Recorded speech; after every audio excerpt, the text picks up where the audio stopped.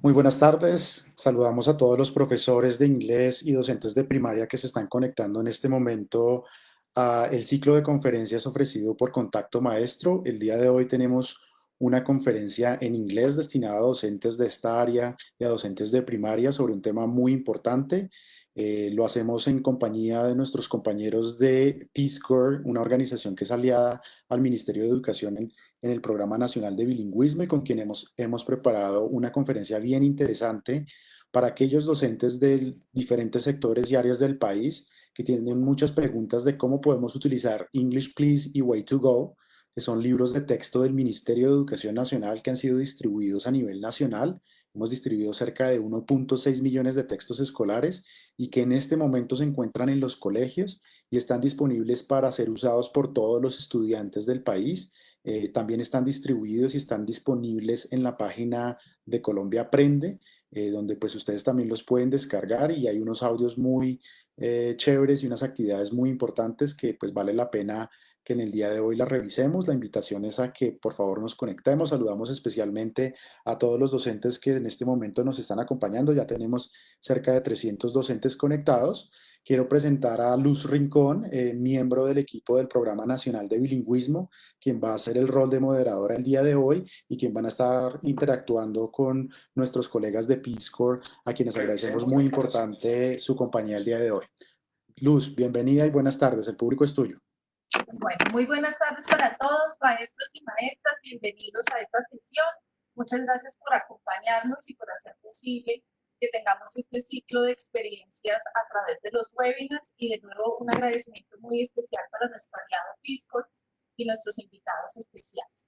Vamos a iniciar compartiéndoles algunos recursos mientras damos espera que nuevos maestros se vinculen a la sesión. ¿Me ayudas, por favor, con la siguiente diapositiva? Muchas gracias. En estos momentos en que todos estamos trabajando desde casa y que necesitamos muchos recursos para implementar estas experiencias de aprendizaje de una lengua extranjera y especialmente de inglés desde nuestros hogares, tenemos 4 recursos muy importantes que queremos compartirles el día de hoy. El primero, como lo encuentran aquí, es Aprender Digital. En Aprender Digital encontramos recursos en PDF e interactivos para todos los docentes. ¿Qué podemos encontrar aquí? Encontramos los libros de English Please y de Way to Go, a propósito del webinar que vamos a tener el día de hoy. Nos encontramos el libro del maestro, el libro del estudiante, encontramos los audios e inclusive encontramos los page schedule para que los podamos descargar y podamos utilizarlos. Entonces, porfa, anotemos esta dirección que va a ser muy importante. Y también encontramos unos libros de lectura, los readers de Pearson, que están clasificados por niveles para que los podamos compartir con nuestros estudiantes. Segundo recurso es la Biblioteca Digital de Colombia Aprende. La podemos tener en nuestro celular con la aplicación digital y lo podemos también tener en la versión web. ¿Qué encontramos en esta biblioteca digital? Más de 3.000 recursos de lectura en los que tenemos lectura para nosotros, esa lectura recreativa que nos ayuda a cambiar de ambiente, pero también encontramos libros académicos, libros en psicología y una colección de más de 100 libros en inglés, incluyendo libros de la BBC para enseñar inglés en primaria. Así que consúltenla porque sin duda va a ser un excelente recurso para todos. Tercero, Tócate, que son unos clubes de conversación para que nosotros podamos practicar nuestro nivel de inglés. Si necesitamos conocer más sobre esta estrategia, comuniquémonos con nuestros líderes de bilingüismo regionales, que seguro nos estarán compartiendo sobre esta estrategia. Y por último, no menos importante, como decimos en inglés, last but not least, tenemos nuestra aplicación digital Be the One Challenge. Estamos seguros que todos han estado ya descargándola. En este momento tenemos más de 186,000 usuarios y está disponible en las tiendas Apple y Android. Hemos hecho descargatorios, vamos a tener webinars y en este momento tenemos muchos docentes y muchos estudiantes reforzando sus aprendizajes en inglés con la aplicación de One Challenge. Así que si todavía no la han descargado, es un buen momento para iniciar. Y bueno, ya que tenemos más maestros al aire, creo que este es el momento que hemos estado esperando. Entonces, vamos a iniciar. Esta sesión no está siendo grabada, podemos descargarla a través de Contacto Maestro, podemos compartirla también con otros docentes si así lo necesitamos. Junto con nuestro aliado de Facebook, tenemos aquí 2 invitados especiales, Bridget Carey, ¿Me ayudas por favor con la siguiente diapositiva? Entonces, como podemos ver, Bridget Carey is the Teaching English Foreign Language Regional Manager for Peace Corps Colombia. She holds a bachelor degree in foreign languages from the University of Connecticut and has been living in Colombia since 2012. Bridget has experience as an English teacher and has worked in many international exchange and volunteering programs, including Work and Volunteers Colombia. She's currently a candidate for a master's degree in intercultural leadership and management at SIT Graduate Institute. Wilmar Macias is the Teaching English Foreign Language Training Specialist for Peace Corps Colombia as well. He holds a bachelor degree in ELT from Greece. He also has a master in neuropsychology and education from the University of La Rioja. Wilmar has more than 13 years of university teaching experience and is an expert of linguistics, syntax, and ELT. So with this brief introduction, let's say hello to our guest speakers, and let's formally start with this PBL in remote teaching with English, please, and way to go. So thank you for coming, and Wilmar, we are all yours. Okay, thank you, Luz, for the invitation for having us today. So welcome to this presentation. Good afternoon, everyone on Facebook Live. On behalf of Ministerio de Educación and Peace Corps, we're really happy to see you here from the distance, to have your company. And welcome to this presentation about remote distance learning and PBL. Okay. So let's start talking about the agenda for today. So first of all, we're going to list the objectives and a brief introduction of the topic of PBL. Then we're going to see what is PBL. We have some common ground and definition. Then why PBL? So why is it a good idea to incorporate PBL? Then the steps for PBL, so you can learn what are the steps. What the steps are for implementing PBL in your classes, then best practices for PBL in remote teaching, and finally, we're going to have some questions and answers. Okay, so our team today, so on behalf of Peace Corps, we have Bridget Carey. So Bridget, could you please introduce yourself?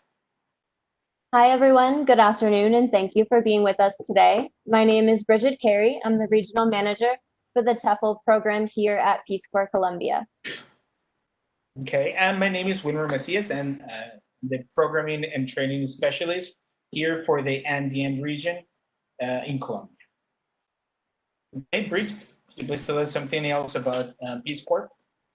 Yes. So for those of you who are not familiar with us, Peace Corps is an independent agency of the United States government that sends volunteers to over 60 countries around the world. Here in Colombia, we partner with the Ministry of Education and with SENA. Our volunteers work as co-teachers and teacher trainers in rural and semi-rural public schools here on the Caribbean coast and also in the Andean region.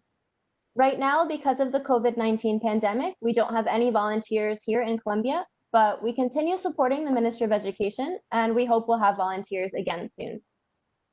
Okay, thank you, Bridget. Okay, so let's continue with the objectives for today's presentation. So first of all, we want to establish the main features of PBL. Second, to demonstrate how to use PBL in virtual and distance learning environments. Third, to connect PBL with the main curriculum in virtual and distance learning environments. And fourth, to describe some resources and strategies for incorporating PBL in distance learning. Okay, so those are the objectives for today's presentation. It's important to acknowledge that PBL is already included in the main textbooks. So in Way to Go for 8th grade and English Please for 9th grade, you can see examples already developed of PBL. Important to say is that you can adapt them if necessary, or you can implement them just as they are. Okay, so 6th and 7th grade have text-based, and 10th and 11th grade, they incorporate problem-based learning. But you can adapt PBL for 6th, 7th, and 10th and 11th grade. Okay, so it doesn't matter the grade you are, if it's primary school, it's elementary school or secondary school, you can implement PBL, okay? Okay, before we go, don't forget to download the books on colombiaaprende.edu.co/Colombia Bilingüe/94009. Okay, so you can download the books there if you haven't yet. Okay, highly recommend. Okay, so let's start talking about PBL. When we design our program, our curriculum, the first thing that we take into consideration are our students' needs, and modern times require modern needs, particularly 21st century student skills. I want your participation in here. I want you to comment and tell us what are those skills. Have you heard about them? So Bridget is going to be reading your comments on Facebook Live. So please write what are 21st century student skills, those skills that our students require nowadays, okay? So please write your comments. I'm going to give you some seconds for you to write. So Bridget, could you please tell us what our audience is sharing with us today? Sure. We have a few answers coming in. Autonomy, so independence, sure. Okay. Cool. Critical thinking, excellent. A few more. Let's wait just a few seconds. Digital skills, yes. So technology literacy, leadership. Let's get one or two more. Organizing information, teamwork. Yep, we refer to that as collaboration. Excellent. I think that's okay. Really good. Thank you, Bridget. So what do we need to help our students develop? So first of all, critical thinking.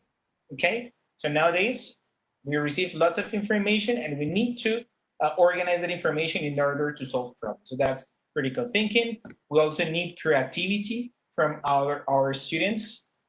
We need social skills and leadership, among others. Of course, Bridget just mentioned some of them. But well, those are important elements that we need to incorporate. And those elements are included in PBL by nature. So it's really important that we give it a try to PBL and we try to implement it in our classes. Okay, so now it is important to say what is PBL. So let's start by defining what it is and to clarify our thoughts. I'm pretty sure you have used PBL in your classes before, and PBL is not new to us as teachers. Again, I want your collaboration, your participation to comment on Facebook Live. Please include your names and the place where you are and the answer to these questions. We're going to see a couple questions and then some statements with true and false options, okay? So let's start with the first one. Remember, write down your comments on Facebook Live and chat box. The first one is, what does PBL stand for? What does PBL stand for? A, participatory-based learning, B, project-based learning, C, public rule of learning, or D, planning for becoming a language learner. Please write down your comments. Bridget is going to be reading them in a second. Okay, so Bridget, what is our audience saying today? okay. Let's give it a few seconds. Get some answers. And we have a lot of answers for B, project-based learning. Yes, excellent. Thank you so much for participating, everyone. Okay, yes, that's correct. Project-based learning. That is what PBL stands for. Next is, which of the following is a goal for PBL? A, to improve learners' memory. B, to achieve native-like pronunciation.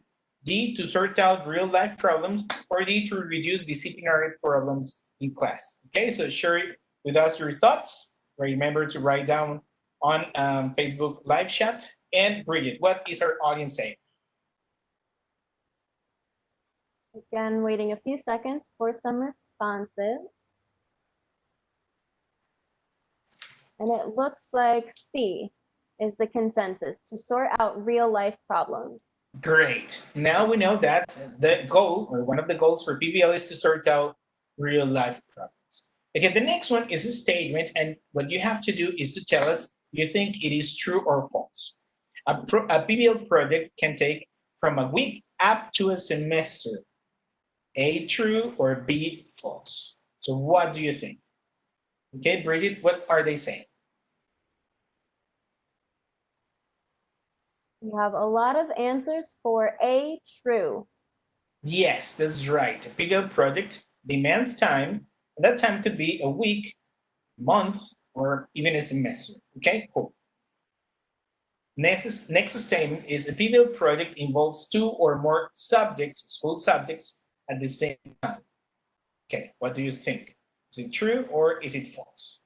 Okay, Bridget, let's give our audience a couple of seconds and tell us what they are saying. I see a lot of answers for A, true. Yes, that's correct. PBL project involves at least 2 subjects. You can incorporate more than that, but at least 2. So why PBL? We should use PBL because, first of all, it incorporates 21st century student skills, so it really meets our student needs. Second, it is included already in Way to Go and English Please, so you can adapt it for your classroom if necessary. Third, it integrates 2 or more subjects at school, so you can work collaboratively with your partners at school. It's something really important. The fourth one, and that's very important, due to our situation, it can be applied with limited resources and in distance learning environments, okay? So those are 4 reasons why implementing PBL in our classes, okay? So let's take first into consideration our basic resource, our students, the most important element in here. Due to the pandemic, you know that they have been at home and some of them have access to internet, some of them have limited access, some of them definitely don't have access. So for this presentation, we divided our population, our students, into 3 basic groups. Group A is those connected students. So they're going to be represented in the slides with a blue part of the circle. Student A, those are the connected students. Those are students who have internet connection, they have a computer or a cell phone for themselves, and they have no limitation in that access to it. In red, we have student B. Those are semi-connected students. Those students may have either a computer or a cell phone. They may have more brothers or sisters, so they have to share it, and their access to internet might be limited by the type of internet connection they have, right? So maybe some internet package that is limited, and so their connection is not available 24/7. Okay, and then we have group C, the students who are disconnected. Those are students who really do not have access to internet.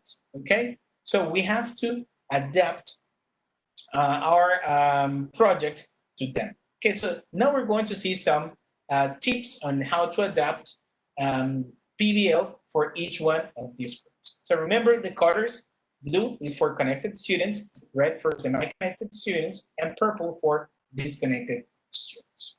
Okay, so let's see the steps for PBL. The first step, the starting point for PBL, is always a problem or a question.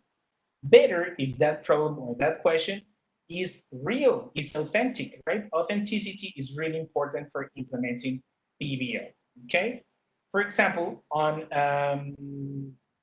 way to we have on module 2 this project that is a health fair to create an eating disorder prevention plan. Okay, so that is the outcome that we want from our project. How did this outcome get an origin? First of all, we have a problem that could be Colombia has high levels of unhealthy eating habits, or a question: what are Colombians' eating habits like? Okay, so that problem, that situation that originates our PBL project can be adapted differently for the different populations. In the case of connected students, our question or the range of that question could be eating habits across Colombia. They have access to internet, they can research, and they can find out what eating habits are across Colombia. The second group that we have is a semi-connected group of students, and they can have something such as eating habits in my community. They have the chance to communicate with members of their community, with friends, so they can have this kind of range. And finally, for disconnected students, the range of the question could be limited to eating habits in my family. They can ask their family members, their mother, father, siblings, maybe an uncle, cousin. So it is limited to this group, okay? So the first thing that we have is a problem or a question and can be adapted or modified depending on the group of students that you have. Okay, so we have another question for you. When designing a project, it is a good idea to use imaginary situations or problems. True or false? Okay, so Bridget, what is our audience saying to this? Remember, write down your comments on Facebook Live chat box. And in here, Bridget is going to be reading your comments. While we wait for those answers, I just want to remind everyone to please ask any questions you have about this topic. You can write them on Facebook and we will answer them at the end of the webinar. So go ahead and write any question that comes to mind. Now, as far as this true or false question, it looks like the consensus is false, B. B, that's correct. It is better to use real life problems so people, particularly students, can relate with, and they're going to be more motivated, okay? Okay. Next step in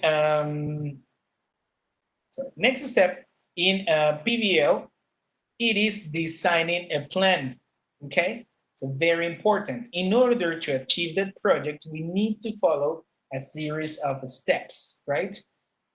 Important to clarify what those steps are, either researching, gathering information, getting together, discussing findings, analyzing information. So there are a series of steps in order to get to that result. Okay, for this purpose, we can divide tools into two different groups: organization tools and communication tools. Okay, so in the case of organization tools, for connected students, for those who have access to internet, we have Google Calendar, we have Trello or Padlet. For semi-connected students, we can use WhatsApp, email, or even the school platform.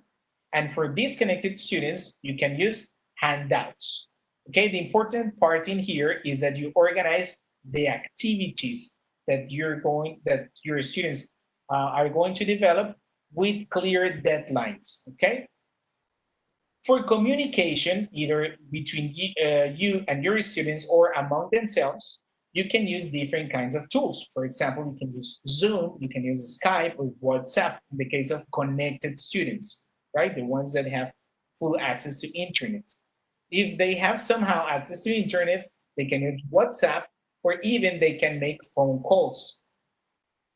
In the case of those students who have no internet or limitations in communication, you can provide them in such a way that they can work independently or with their family members. So in here, the important thing is that at the end, the family members are not the ones who end up doing the project, right?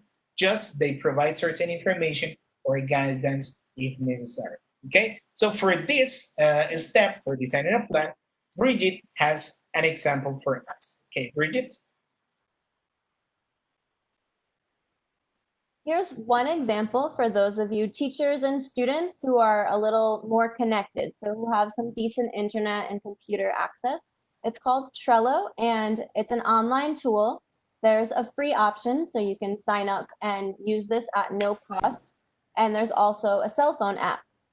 And with Trello, you can organize different aspects of a project and different steps into these categories that you see here. So the example follows that way to go project about healthy eating. And you can see we divided it into resources, weekly assignments, deliverables, and exams. But this is completely manageable, however works for you as a teacher.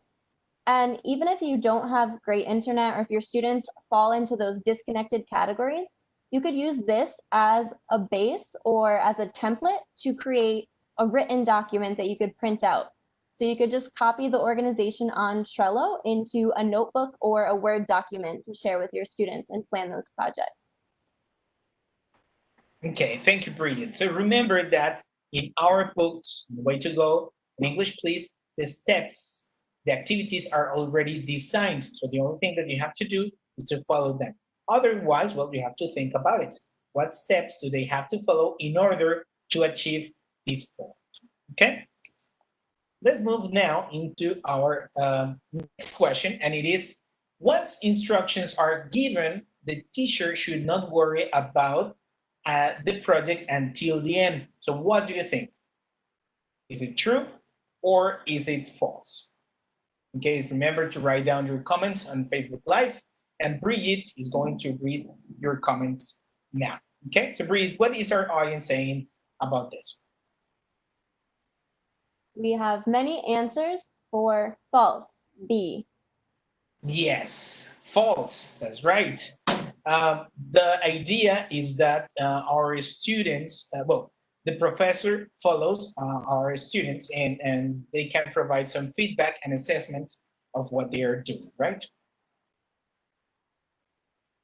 Okay, the next important element in PBL is to establish a clear criteria for evaluation.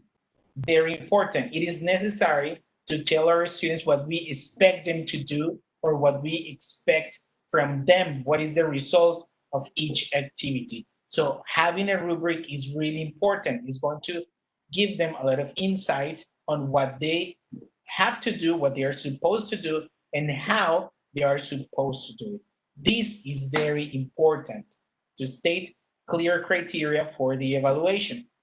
This is, for example, a rubric taken from Way to Go for 8th grade on page 367 in the teacher's guide. So you can find an example of a rubric already developed.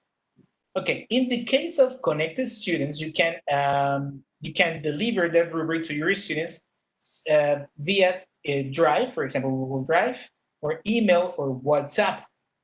That's the way you can give them a copy of the rubric. In the case of the semi-connected students, you can use email or WhatsApp to send this rubric. And finally, for disconnected students, you can print out a copy for this rubric, okay? Bridget is going to show you an example of a rubric and tell you more about it. Okay, Bridget? Now, this rubric is the example from the Way to Go 8th grade book on page 367 of the teacher's guide. And it's a fabulous tool for any teacher, no matter what your student's connectivity is, because it's already done for you and it's already set up for your grading system. So you can see here the criteria are organized by grade level from 1 up to 5, and the different categories are super adaptable to whatever project your students are doing. So here are 2 examples: use of English and presentation, use of materials and resources. And what I really like about this rubric is that you can use it and adapt it to your students no matter what their level is or no matter what you're working on. For example, in the use of materials and resources, it never specifies what type of materials or what type of resources. So it's not requiring students to use a computer or internet or record a video or do anything with technology.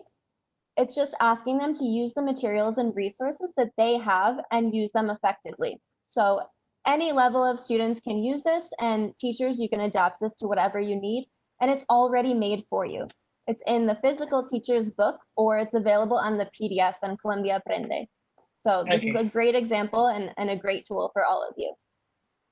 Okay, very important. When you elaborate the rubric, you can decide which elements you want to emphasize and which elements you want to evaluate. Okay, so that is something that you can decide when evaluating and when making your own rubric. Okay, thank you, Bridget. Okay, next step is to research, to carry out research and to analyze information, research and analysis. It is important to keep sustained inquiry. In order to develop a good product, it is important to get good information. In Way to Go 8th grade, for example, on page 55, you have a reading exercise that tells you more about eating habits in Colombia. But if you don't have that information, you can always use other resources. For example, in the case of connected students, they can go to Google, they can use Voice of America, for example. They can make surveys using SurveyMonkey or Google Forms in order to identify eating habits of their friends or the community or in general terms of the country. In the case of semi-connected students, they can get information, they can research on textbooks, on PDF files, on action books found by them. You can send your students information via WhatsApp. They can make surveys or they can use social media such as Facebook, for example, or Twitter. And you can analyze that information using Excel, for example. In the case of disconnected students, since they don't have access to internet, for example, they can get printed articles previously organized by the teacher or selected by the teacher. They can use the main textbooks, of course. They can use photocopies. They can make in-person surveys to their friends or family, the people they have access with, and they can analyze that information and organize it using mind maps, okay? So it is very important that they gather information, valuable information, and they analyze that information, right, in order to produce something very concrete and well thought. Okay, Bridget, what example do you have for us? Before I share the examples, for those of you who are asking, this presentation with all of the slides will be available after the live conference, and that will be on contactomaestro.colombiaaprende.edu.co. So everyone knows you will have this available after the live if you're struggling to see some of the images. So now I'll share a few examples of the research and analysis step. Now, for students who have internet access, whether it's intermittent or constant, whether it's on a cell phone or a computer, a simple Google search can bring up so much information. And as we're working with real problems, so we're taking that problem from the book and applying it to the situation at hand, which is a pandemic. So we searched here, healthy eating during a pandemic, and just those first 3 results are some really good quality information in English and in pretty simple English because it's meant for the public. So I'll show you a specific example next. Now this is a PDF that comes from choosemyplate.gov, which is a US website. And this PDF was one of the results from the previous slide. And again, it's in pretty simple English. It's useful. It's meant for families in the United States and elsewhere that talks about food planning during the coronavirus pandemic. And because it's a PDF, you as a teacher can download it and send it via WhatsApp to your students or email, or you can print it out and hand it out to your students if they don't have connectivity.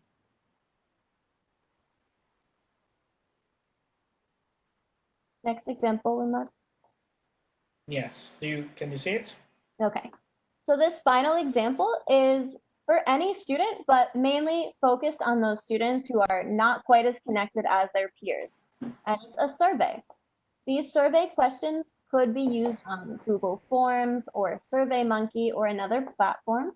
You could ask them via WhatsApp or over the phone, or the students could even ask them to their family members and neighbors in their homes if they don't have another way of contacting people. So if they can't use Google and other information strategies, they can use the information from the people surrounding them during the pandemic. And these are questions that the students would come up with in English and write them in English, but probably they have to ask them in Spanish, and then they would translate them back into English for the project. So those are 3 ideas for sort of different levels of students that you can use for the research phase. Okay, thank you, Bridget, for those examples. Okay, question for you again. Okay, tell us if you think this statement is true or false. Students should carry out research on their own. True or false? Okay, share your comments on Facebook chat. And Bridget, tell us what is our audience saying? Let's wait to get some answers in here. And it looks like most people agree that A, true. Okay, yes, our students should carry out research on their own if they have the chance. It is very important that they develop the criteria of selection. Okay, very good. Thank you, Bridget. Let's go to the next step, that is propose and develop a product. Okay, so now I have the problem, I have the steps, I have got in mind what I want them and how I want them to do. So the students should have voice and choice on how and what exactly they are going to develop. For example, for this, in the example of the book, so for this campaign, what they want to present, they want to present a poster, they want to make a video, they want to make a radio podcast, a radio publicity, exactly what they want to do. So the creativity should not be restrained in this case, okay? So the students should have voice and choice exactly on how they want to present their final product, okay? And here we have, for example, an example taken from the book. In the case of connected students, those who have internet, they can make video presentations. So they can use YouTube or they can use either TikTok in order to make those presentations. Students like those platforms. If they want to make, for example, a poster, they can use Canva to edit that poster. They can use Adobe Spark in order to edit the video, or they can use Soundtrap if they want to make something with audio, for example, a radio program or publicity for the radio. Okay. In the case of semi-connected students, they can use video. In some cases, they can use, for example, WhatsApp to send those videos. They can use Paint to edit pictures or images. They can use Word to present their products. They can use photos, for example. They can take photos with their cell phones, or they can make recordings for that purpose. In the case of disconnected students, due to the fact that they do not have internet, they can create posters, they can create collages, they can make brochures, like hard copies of those, or they can make a presentation for their family, right? So the important thing in here is that they develop a product that can be socialized. Bridget has some examples of products that can be developed by the different groups of the students, connected, semi-connected, and disconnected. Okay, Bridget? Okay, just a reminder, if you have questions, feel free to write those in the Facebook comments and we'll get back to them at the end of the presentation. So now we're going to show you a few examples of the product. This is the fun part, right? The best part of the project. Now, for connected students, there are more options just based on the resources that they have. For example, they could make a YouTube video. And here's an example that was with animaker.com, another optional free service. And so they can make a video and record it, or they could make a video in person and upload it to social media such as YouTube. An example for those students who don't have as much technology access is to use something very simple. Combine what they have in their homes with that limited technology. So semi-connected students, this could be a poster or a brochure or some sort of campaign. And it's very simple. These are pictures that I took in my kitchen and sent them to a Word document. So there's no internet necessary. You could do this with other very simple editing software that you might have on a computer. And then students can edit it and either send it as a file or just take a picture of it to submit. And finally, for those students who don't have internet access or technology access, they can still make a very high quality project. They can do something as simple as a collage, really using paper and cutting it out and gluing it onto a poster board to create a collage that's either a poster or again a brochure or something else visual to serve as the product for their project. Okay, thank you very much, Bridget, for those examples.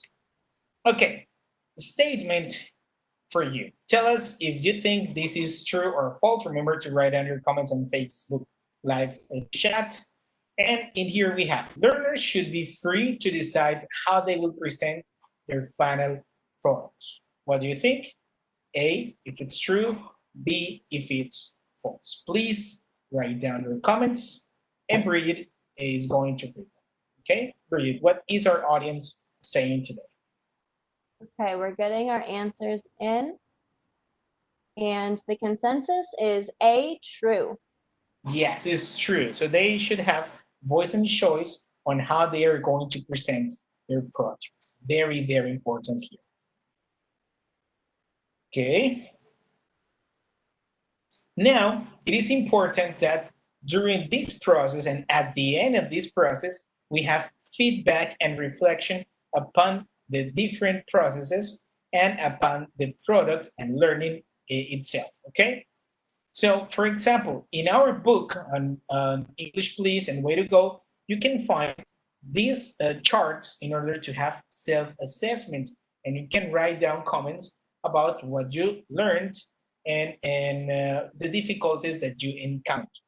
Along the process, it is very important too that you, as teachers, provide constant feedback on your students' performance. Okay, so it is very relevant. It's very important that you keep along their processes. Okay, so you should check what they're doing and how they're doing it, and answer the questions. So there should be a very open channel for communication between you and your students and between themselves if they're going to work in groups. So provide scaffolding too if necessary at any case. Okay, so for connected students, those students who have internet, they can share their reflection or their feedback using Zoom or WhatsApp or WebEx, like this platform we're using today. They can use CISO, Writeabout, or Kaisina, which are applications that allow us to create logs, for example. You can reflect upon the process and you can make comments on what they are doing.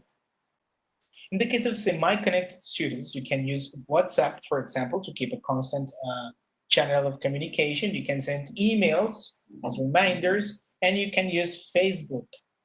It has groups that you can use for communicating too. In the case of disconnected students, they can use mind maps in order to organize that information in order to reflect at the end. They can make collages, they can have reading questions or handouts. Okay, so at the end, we can gather with them in order to talk about that. It is important that once in a while we check their progress and provide feedback on what they are doing. Try to find a way to solve that problem in order to keep an eye on what they are doing. You can call them or try to visit them with the limitations of a visit nowadays. Okay, so try to establish a channel of communication with your students at least once a week. It's okay. Okay, so Bridget, do you have an example for us?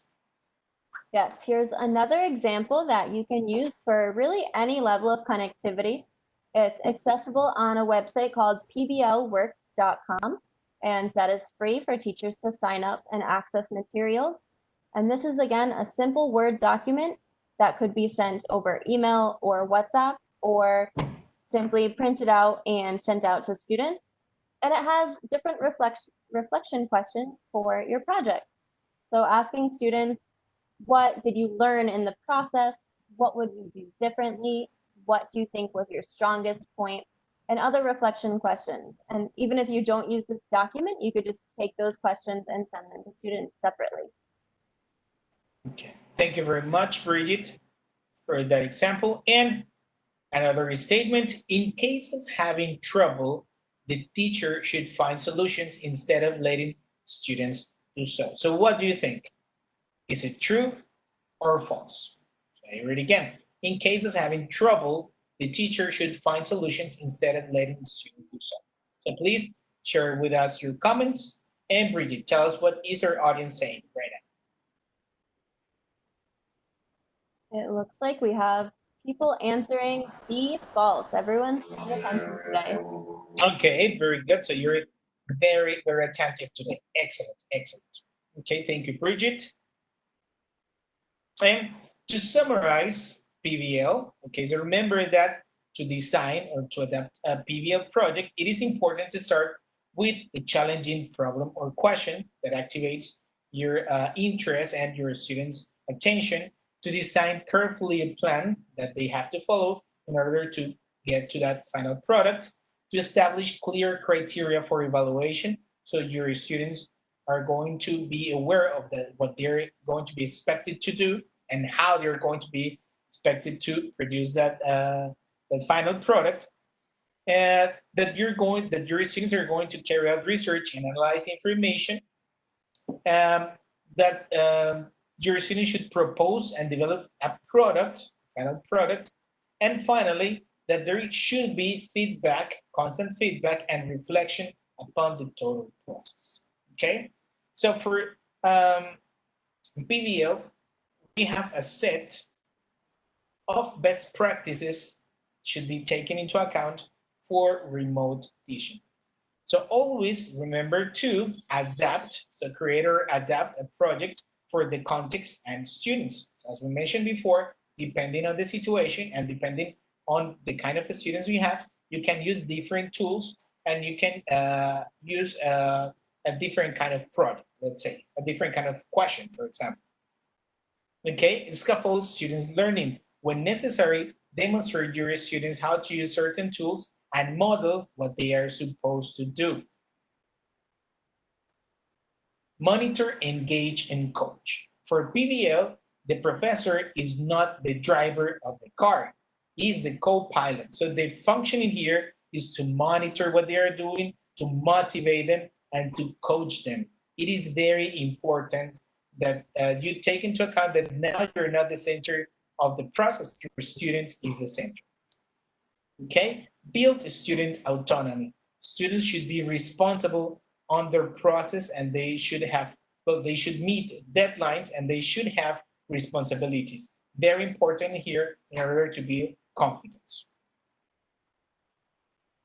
Okay, next thing is align to curriculum. You can make that your project includes on purpose certain activities that meet with the topics that you're studying in class. For example, if you're studying imperative sentences, so try to make your students make a list of steps, of comprehensible steps that they have to follow in order to get to certain product. Okay, first of all, open the door, then introduce the elements, so on and so forth. Okay.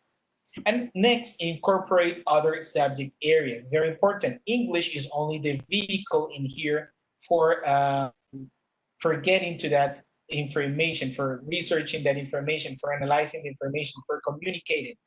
So it is very important that you work along with other subject areas, namely biology, social studies, ethics, physical education. So whatever, your imagination and your collaboration is the limit in here, okay? Very important to work collaboratively with other partners at school. Okay, so now we have a practice exercise for you. Okay, so what we want you to do now is to consider this option for a PBL project. What products could your students create? We want you to write down on the comment section the ideas that come to your mind on possible products and possible projects to carry out with this problem that we're going to give you. Bridget, what is that problem?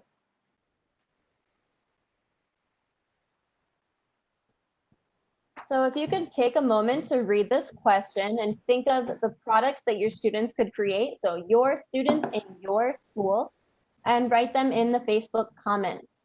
I encourage you to write your town or your school as well so we can identify those. So let's see. Wait just a moment. And thank you again. Thank you so much for your participation. We have teachers all over the country tuning in and commenting. Okay, so remember, the problem is elderly people in the community feel depressed and isolated due to the COVID-19 restrictions. Okay, so that is real life problem. So what project would come up to your minds in order to solve that problem? Okay. All right, we have graphic organizers and posters from Richard Gallego. It's going really fast. I apologize. Paula Tornero for the brochure for a campaign. Advertisements. A campaign for emotional support excellence. That was from Aleja. PowerPoint from Carlos Alvarez Cruz.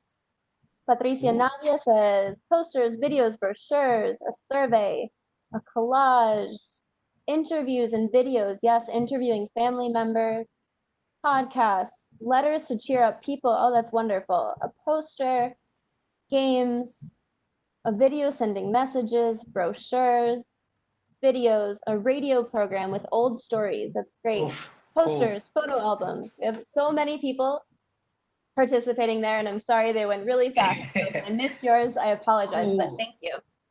Thank you. Cool. We love your creativity. You see, it only takes a real life problem or a question, and we have problems every single day. I guess that with these situations, problems are going to pop up every day. So you can create projects with those problems or with simple questions that you have. For example, what is this the story of my community?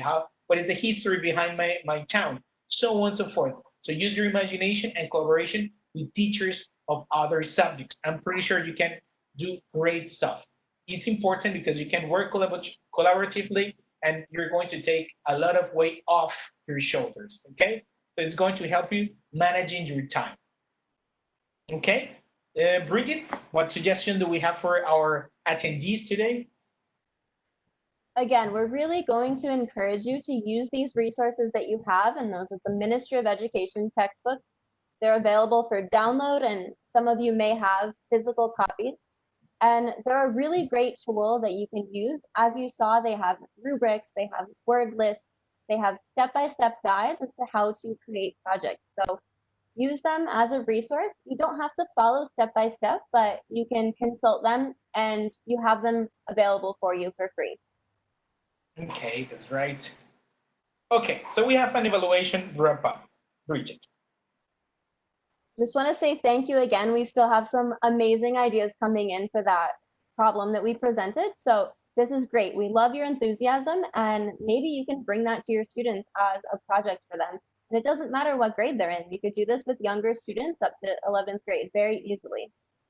Now, we just want to wrap up the presentation with a few open-ended questions. If you could share some answers with us in the Facebook comments. The first one is, how can I incorporate PBL in my distance classes? How can you as a teacher incorporate this? What is something that you're taking away from the presentation? The second question is, what is your motivation for using PBL with your students? Why do you think this would work for you? And finally, what are some subject areas you can integrate into an English project? So please think about these questions and share a few comments with us, but you can also think about them and take them away for reflection. So let's look at the comments. Okay. So we have some people who are already using the textbooks. That's great. Marilu Garcia.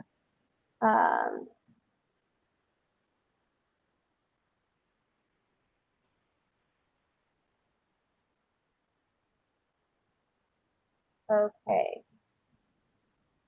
Someone, Frante Janet Bacares, says we can integrate social science, arts, biology, and even math. Yeah, definitely. Informática, biology, thank you. Luisa Fernanda Repiso. Art, science, math, PE, thank you. Great, so these are some really good ideas that you can incorporate into those projects. Thank you again for your participation.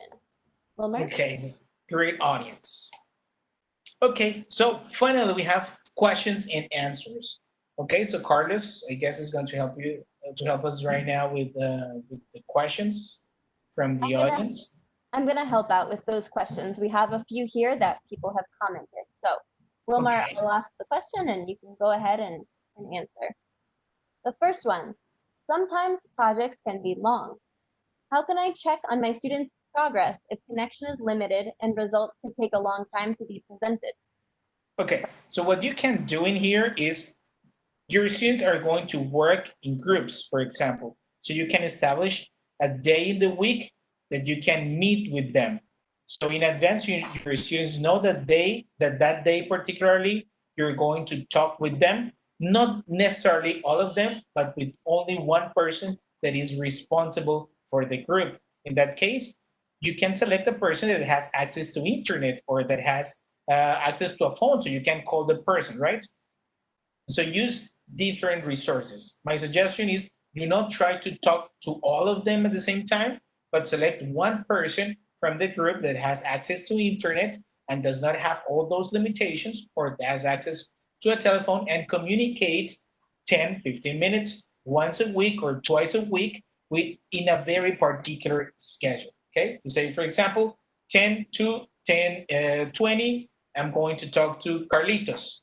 10:30 to 10:40, I'm going to talk to Jonathan, right?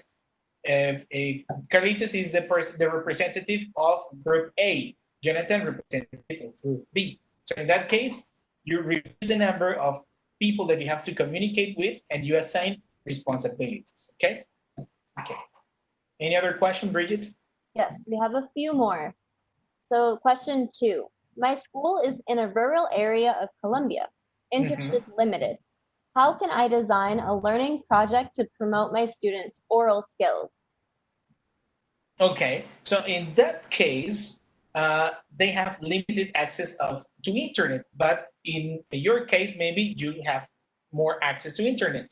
The idea is that the material that they're going to research is material that you provide them with. So try to provide them with reading text or recordings for them to get some input for their listening. And at the end, what they have to do is to, for example, record a speech or, for example, a publicity for a product. Imagine they're going to promote a product on the radio. So they have to make a jingle, a short publicity of 10, 15 seconds speaking in English, right?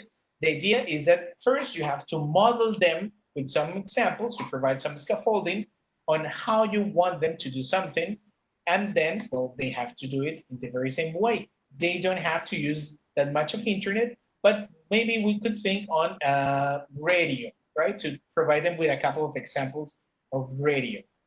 So in that case, you can provide an example for speaking, so your students can practice speaking. Okay. Any other question? Yes, a few more. How can we make other teachers and coordinators understand that students should have voice and choice in the decisions that are being taken in terms of methodology during the pandemic? Okay. How is because it is important to acknowledge the fact that not every single student has the very same conditions. That's something very basic. It's understandable. Even sometimes teachers do not have access to internet or they do not have a good internet connection. They may not have a good computer to do all the activities. Same happens with students. So students should have voice to say, okay, I can actually do this, or my limit is this because of the resources I have available. So it is important that you take this into consideration in order to convince your partners or the coordinators. It's like sometimes our students don't do stuff not because they don't want, it's because they really can't. They don't have the resources. So choice should be free for them in order to giving them the chance to say, okay, teacher, I can't do a video because I don't have a computer, but I can do a poster or I can do a collage. Okay, so it is important to convince them that due to the limitations, they should have voice and choice exactly on what they can do. Okay. All right, next question. I love this question. Students' parents don't speak English and they are not able to support students. Is there a way to include parents in these projects? Yes, just like in the example that Bridget showed you. In the case of the survey, for example, about eating habits, your students can ask their parents in Spanish, and then what they do is they simply translate the answer. I drink soda twice a week, or I eat hamburgers once a week. Well, so they say it in Spanish, ¿no? Yo como hamburguesa 2 veces a la semana. So student writes, my father eats hamburger twice a week. Okay, so sometimes it's not the fact that our parents should know exactly English. What they need to have is they should be willing to help, right? So telling them, okay, I can do this, or I know this is the answer. How do you say it in English? and let's try to provide to get some help from someone else or from our teacher. It's important in this process of PBL that the teacher provides feedback. It doesn't matter if parents cannot help with the English. That's why we're teachers, so we provide feedback. We say, okay, show me what you've done. Yes, how do you say, I don't know, papa in English? Well, potato, right? Yeah, so you are the person that can help them. They can provide them information. You can help them refine that information that their parents get, okay? And in many cases, the parents can help with parts of the project that are not English related. So if the student is creating a video, the parents could star in the video or help film it, and they're still supporting, but the student takes charge of the actual English content. Okay, a few more questions here. Here's one. Can I print out part of the books and create learning guides for my students? And what about the audios of the books? Are they available? Can we send them via WhatsApp? So I'll answer that question. I have the information. And yes, all of those materials are available for you on Aprender Digital on the website. So you can download them and use them offline.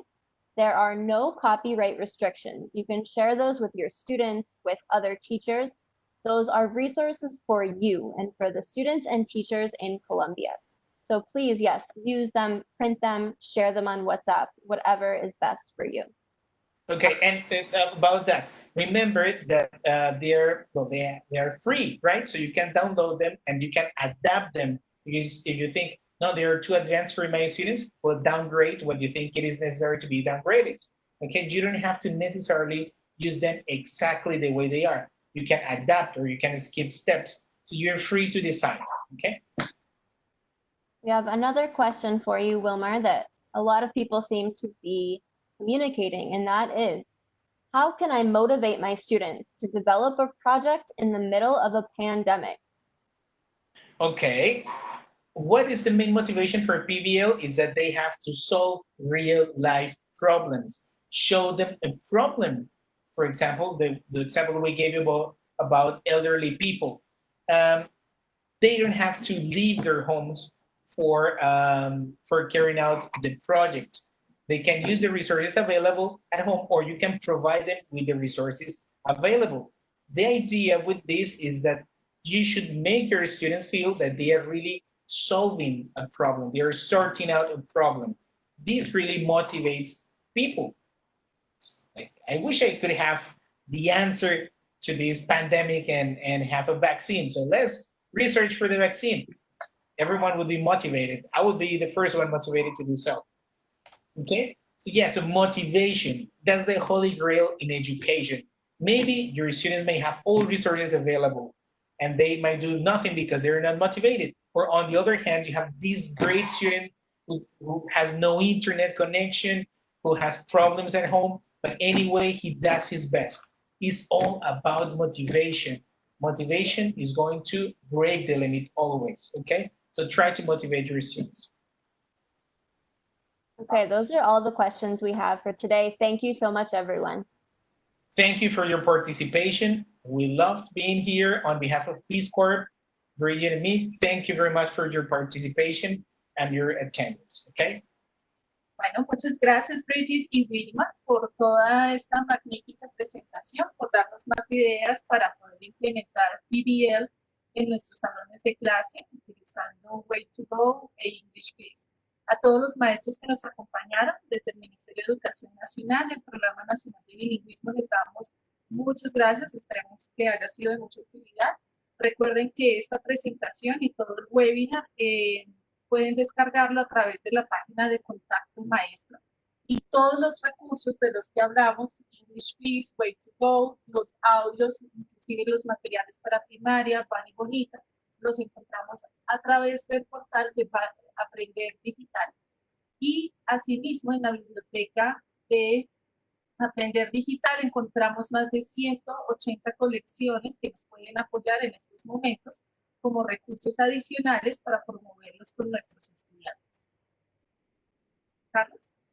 Muchísimas gracias a nuestros compañeros de Peace Corps y a ti, Luz, por haber participado en este tercer webinar del Programa Nacional de Bilingüismo, que hace parte de la estrategia de Contacto Maestro. La invitación es a visitar Contacto Maestro en contactomaestro.colombiaaprende.edu.co, donde está toda la programación de webinars, tanto de inglés como de otras áreas que estaremos publicando muy prontamente. Los invitamos muy particularmente, si son docentes de inglés y de primaria, a conectarse a nuestro próximo webinar el día 30 de julio a la misma hora, y recordarles que a todos los profesores de primaria que sí existen libros y textos para este ciclo escolar, están disponibles en Aprender Digital, tales como Boni Bonita. Ustedes buscan en Google Boni Bonita Aprender Digital, ahí se encuentra, y también en la Biblioteca Digital de Colombia Aprende, bibliotecadigital.colombiaaprende.edu.co. Pueden encontrar todos nuestros libros de primaria. Hay 180 libros y recursos,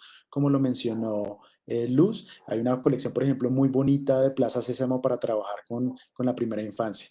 A todos muchísimas gracias y nos vemos en un próximo webinar. Hasta luego.